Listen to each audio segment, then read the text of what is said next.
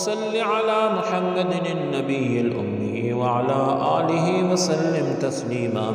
عزیز ساتھیو، تفسیر معارف القرآن میں قرآن پاک کے اندر داعی یعنی دعوت دینے والے کی 10 صفات بیان ہوئی ہیں جو ملاحظہ ہوں۔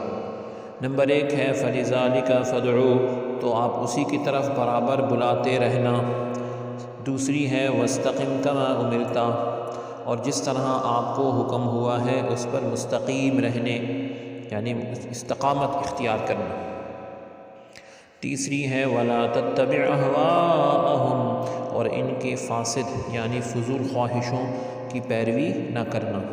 نمبر 4 ہے وَقُلْ آمَنْتُ بِمَا أَنزَلَ اللَّهُ مِنْ كِتَابٍ، اور آپ کہہ دیجئے کہ اللہ رب العزت نے جتنی کتابیں نازل فرمائی ہیں سب پر ایمان لاتا ہوں۔ نمبر 5 ہے وَأُمِرْتُ لِأَعْدِلَ بَيْنَكُمْ، اور مجھ کو یہ بھی حکم ہوا ہے کہ آپ اپنے اور تمہارے درمیان عدل رکھوں۔ نمبر 6 ہے اللہ ربنا وربکم، اللہ تعالی ہمارا بھی مالک ہے اور تمہارا بھی مالک ہے، یعنی مضبوط ایمان۔ نمبر 7 ہے لنا اعمالنا ولکم اعمالکم، ہمارے اعمال ہمارے لیے ہیں اور تمہارے اعمال تمہارے لیے ہیں، یعنی کسی پر تنقید نہ کرنا، غلط نہ کہنا کسی کو۔ نمبر 8 ہے لا حجت بیننا وبینکم، اور ہماری تمہاری کچھ بحث نہیں ہے، فضول بحث سے بچنا، دشمنی والی بحث۔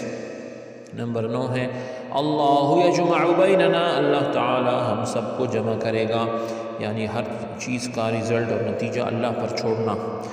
نمبر 10 ہے وَإِلَيْكَ الْمَصِيرُ، اور اس میں کوئی شک نہیں کہ اسی کے پاس جانا ہے، یعنی اللہ رب العزت پر مضبوط ایمان۔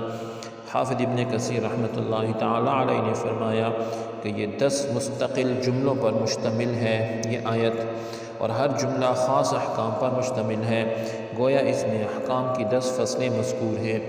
اس کی مثال پورے قرآن میں ایک آیت الکرسی ہے، اس کے سوا کوئی نہیں۔